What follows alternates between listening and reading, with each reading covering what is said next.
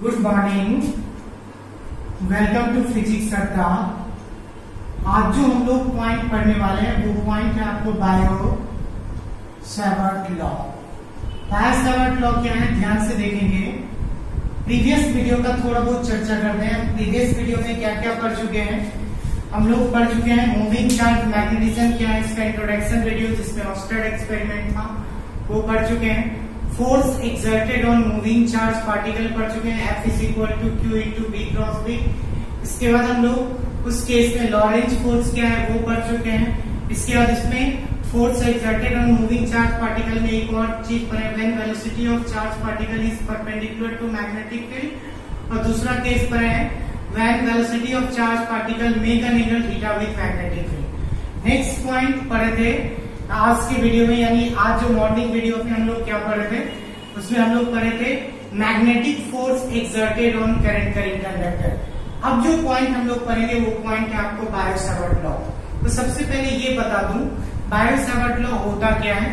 तो देखिए एक चीज तो ऑस्टेड साहब पहले ही बता दिए कि अगर किसी वायर में आप करंट पास करेंगे तो करंट पास करेंगे तो क्या एक्सर्ट होगा, मैग्नेटिक फील्ड एक्सर्ट करेगा। लेकिन बायो सैवर्ट लॉ उसी से एक स्टेप आगे गए तो वो ऑस्टेड एक्सपेरिमेंट ये क्लियर नहीं था कि कितना मैग्नेटिक फील्ड एक्सर्ट होगा, लेकिन उसी को एक स्टेप बढ़ते हुए बायो सैवर्ट लॉ में ये क्लियर किया गया कि किसी भी वायर में अगर आप करंट पास करते हैं तो मैग्नेटिक फील्ड एक्सर्ट होता है। मैग्नेटिक फील्ड जो एक्सर्ट होगा वो किन किन फैक्टर्स पे डिपेंड करेगा, इस चीज का एक्सप्लेनेशन आपको कहाँ पढ़ना है बायो सैवर्ट। यानी किसी वायर में आप करंट दिए, करंट देने का मैग्नेटिक फील्ड एक्सर्ट हुआ, वो जो मैग्नेटिक फील्ड एक्सर्ट हुआ किन किन फैक्टर्स पे डिपेंड किया। आप देखिए पहला पॉइंट देख सकते हैं, सपोज ये एक वायर है, इस वायर में आई करंट फ्लो कर रहे हैं।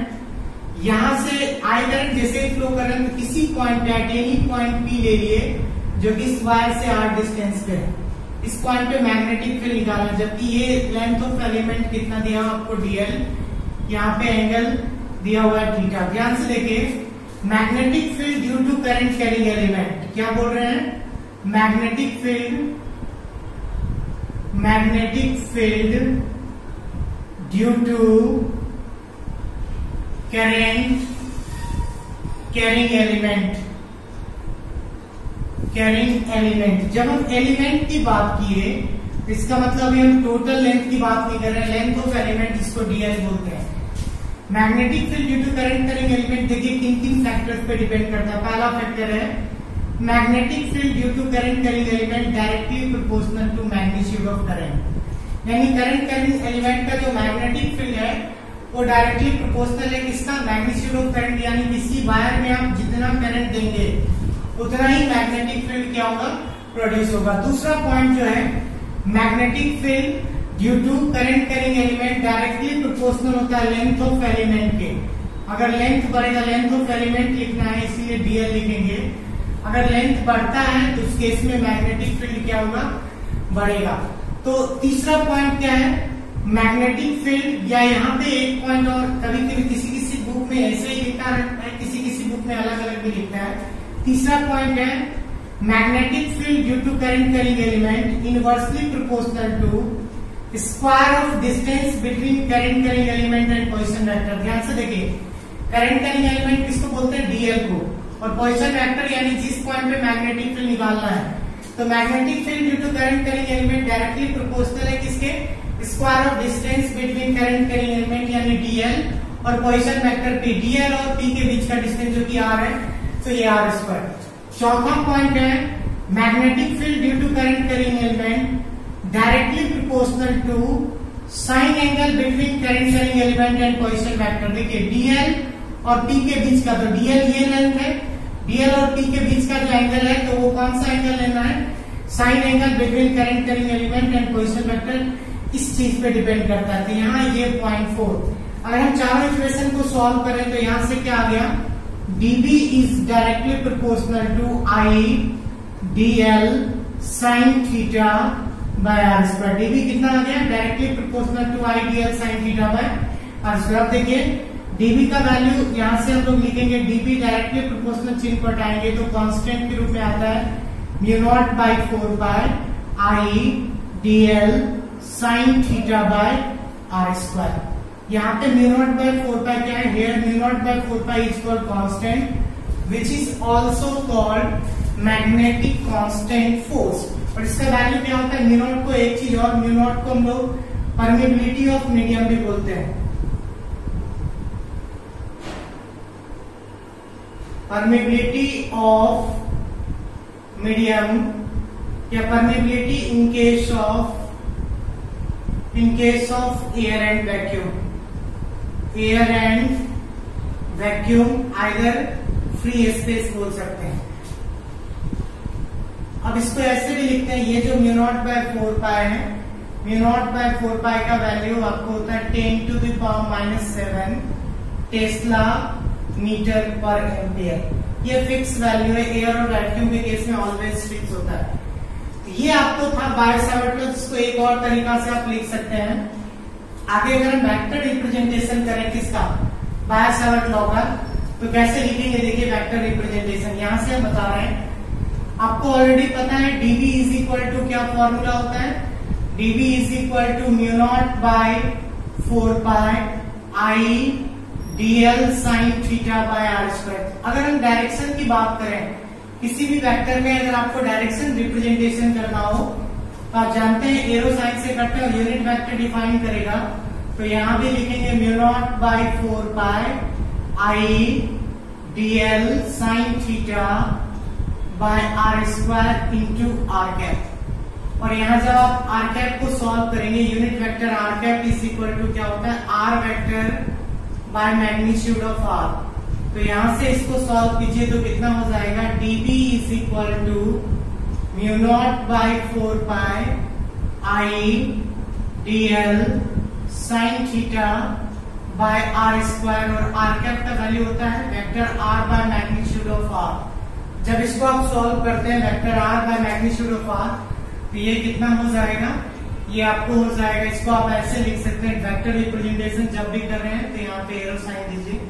तो dV इज इक्वल टू क्या हो जाएगा, mu naught by 4 pi I dl sine theta by R cube into R. अब देखिए इसको एक और तरीका से ऐसे भी लिख सकते हैं, dB is equal to mu naught by 4 pi I dl cross R. चूंकि dl साइन थीटा का मतलब हो गया ए बी साइन थीटा यानी a क्रॉस बी, तो I dl cross R by कितना, आर क्यूब। ये एक फॉर्मूला आ जाता है आपको, इसका वेक्टर बोल सकते हैं, vector representation of Biot-Savart law.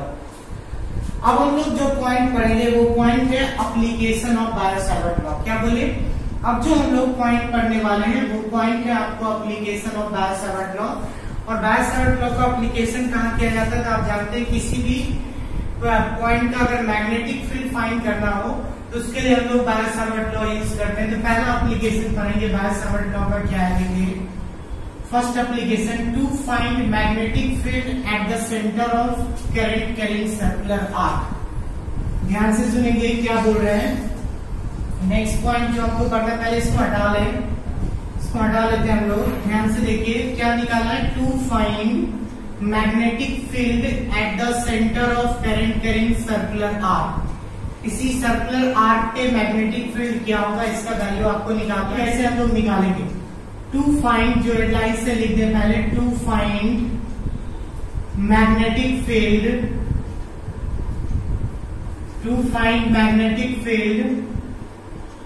at the center of current carrying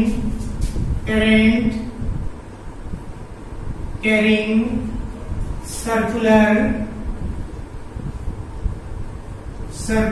arc। किसी सर्कुलर आर्क का मैग्नेटिक फील्ड निकालना है उसके सेंटर पे। तो देखिए ध्यान से, मान लिया जाए ये एक सर्कुलर आर्क है, सर्कुलर आर्क ये है। इस सर्कुलर आर्क के क्या करना है, हमको मैग्नेटिक फील्ड निकालना है, to find magnetic field at the centre of circular arc. तो ये अगर सर्कुलर आर्क है तो इसका सेंटर O मान लीजिए, इसका रेडियस R है। यहाँ पे आपको इसमें I करंट पास कर रहे हैं, मान लो इसमें कितना करंट जा रहा है, I करंट जा रहा है। आपको निकालना है magnetic field at the centre of current carrying circular arc. तो हमको किसके यूज से हम लोग मैग्नेटिक फील्ड निकालते हैं? तो by using Biot-Savart law.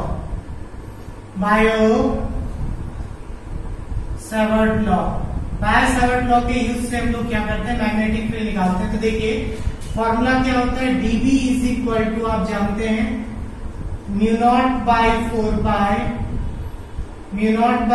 Pi I dl sine theta by R square. ये फॉर्मूला है। तो ध्यान से देखिए, पहले आपको लेंथ ऑफ एलिमेंट लेना है। हम क्या किए, यहां से स्मॉल एंगल पे, स्मॉल एंगल आप डी थीटा लो, ये स्मॉल एंगल डी थीटा है, छोटा सा पार्ट कट किए। तो डी थीटा कट करेंगे तो इसके सामने वाला ये जो लाइन है, टोटल लेंथ की बात नहीं कर रहे, यहाँ जो डीप किए ये लेंथ आपको कितना होगा? dl। आप एक फॉर्मूला जानते हैं, किसी भी सर्कुलर आर्क में होता है एंगल बराबर, angle is equal to arc by radius. Angle is equal to क्या होता है? Arc by radius. तो यहाँ अगर बात करेंगे, एंगल आपका डी थीटा है, D theta is equal to arc का लेंथ है आपको dl। लेंथ कितना है? dl बाय रेडियस कितना? r। इस केस में dl इज इक्वल टू अगर बात करेंगे तो कितना हो जाएगा? r d theta. अब ध्यान से देखिए, एक चीज ये निकल गया और दूसरा यहाँ पे हम लोग बोलते हैं mu naught by 4 pi I dl sine theta by R square. जहाँ पे यहाँ जो साइन थीटा है क्या है? ये साइन थीटा है एंगल बिटवीन, इस केस में बात कर रहे हैं बायो-सावर्ट लॉ में आप साइन थीटा के बारे में क्या जानते हैं? Angle between current carrying conductor या length of element and position vector. तो लेंथ ऑफ एलिमेंट आपका ये है, ये, और पोजीशन वेक्टर ये। अगर हम सही से बनाओ तो ये dl यहाँ पे है, पोजीशन यहाँ पे है। तो एंगल इसके बीच का जो एंगल है, यानी इसको हम लोग बोलते हैं angle between current carrying element and position vector. तो ये जो लेंथ ऑफ एलिमेंट है, एक्चुअली ये क्या होता है? लेंथ ऑफ एलिमेंट परपेंडिकुलर होता है, परपेंडिकुलर होता है, यानी इसके बीच का जो एंगल है वो एंगल क्या होगा इस केस में? 90 degree.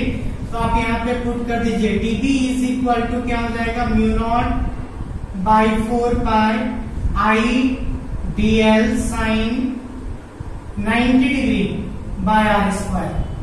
I dl sine 90 degree by कितना? R square. साइन 90 का वैल्यू कितना होता है? 1 होता है, आप जानते हैं। तो यहाँ से dB इज इक्वल टू कितना आ गया? Mu naught by 4 pi I dl by R square. अब यहाँ से एक वैल्यू पुट कीजिए, कौन सा वैल्यू? dl का वैल्यू कितना आया? r d theta. तो dl का वैल्यू जब आप पुट करेंगे तो ये कितना हो जाएगा? dB is equal to mu naught by 4 pi I into R D theta divided by कितना? R square. यहाँ से r और r टर्म को रिमूव करेंगे तो dB इज इक्वल टू कितना हो गया? Mu naught by 4 pi I by R into D theta. अब देखिए यहाँ पे अभी जो हमको निकालना था, क्या निकालना था? Magnetic field at the centre of current carrying circular arc. तो इसको इंटीग्रेशन करेंगे, क्योंकि ये लेंथ ऑफ एलिमेंट का मैग्नेटिक फील्ड निकलेगा, हमको टोटल इस सर्कुलर आर्क का निकालना था। इंटीग्रेटिंग बोथ साइड, तो dB इज इक्वल टू, मान लिया जाए इस आर्क का टोटल एंगल है थीटा। कितना है टोटल एंगल? थीटा। तो dB is equal to mu naught by 4 pi I by R into integration of D theta. कहां से कहां तक? 0 से थीटा तक। तो इस केस में क्या हो जाएगा? जब इसको सॉल्व कीजिएगा तो dB का इंटीग्रेशन होता है b, ये हो जाएगा mu naught by 4 pi I by R, तो होगा ही dl डी थीटा का इंटीग्रेशन थीटा। ये हो गया आपको magnetic field at the centre of current carrying circular arc. अब देखिए इसमें थोड़ा बहुत चेंजिंग कर सकते हैं। क्या चेंजिंग कर सकते हैं? अगर इस क्वेश्चन में हम बोले कि हमको निकालना है magnetic field at the centre of current carrying circular arc में, यहाँ पे current carrying magnetic field at the centre circular arc की जगह सेमी सर्कल का, magnetic field at the centre of current carrying semi conductor, semi circular arc. कौन सा क्या बोल रहे हैं? सेमी सर्कुलर आर्क का निकालना है। सेमी सर्कुलर आर्क का मतलब इसके बाद कंप्लीट सर्कल का। अगर यहाँ पे बात करें फोर सेमी सर्कल क्या हो जाएगा इस केस में? ध्यान से देखिए, 4 सेमी सर्कल या हाफ सर्कल कीजिए ना, हाफ सर्कल या इसको सेमी सर्कल बोल सकते हैं। तो सेमी सर्कल के लिए क्या होगा? यहाँ पे थीटा का वैल्यू क्या हो जाएगा? ये जो थीटा था ये बढ़ करके 0 से कहां तक होगा? पाई तक। तो वहां पे थीटा की जगह बी की जगह आप क्या रखेंगे, mu naught by 4 pi I by R into theta की जगह आपको पाई रखना है, तो पाई और पाई रिमूव कर जाएगा, तो b इज इक्वल टू इस केस में क्या हो जाएगा, mu naught by 4 I by R. अगर यहाँ पे फॉर कंप्लीट सर्कल के लिए अगर निकालते हैं, फॉर कंप्लीट सर्कल के लिए सेंटर पे मैग्नेटिक फील्ड क्या होगा, तो यहां से देखेंगे फॉर्मूला, यहाँ पे कंप्लीट सर्कल के केस में एंगल कितना डिग्री हो जाएगा, 2 पाई। तो यहाँ पे आप लिखेंगे b is equal to mu naught by 4 pi I by R into angle का वैल्यू 2 पाई, तो 2 पाई से इसको कट कर दीजिए, तो b is equal to mu naught by 2 I by कितना, b is equal to mu naught by 2, या अगर you have to say b is equal to mu naught I by 2r। ये हो गया magnetic field at the centre of current circular arc. ये हो गया magnetic field at the centre of current carrying semi circular arc, और ये होगा magnetic field at the centre of current carrying circular arc which angle is theta. आज के class में इतना ही, अगले क्लास में इससे आगे पढ़ेंगे।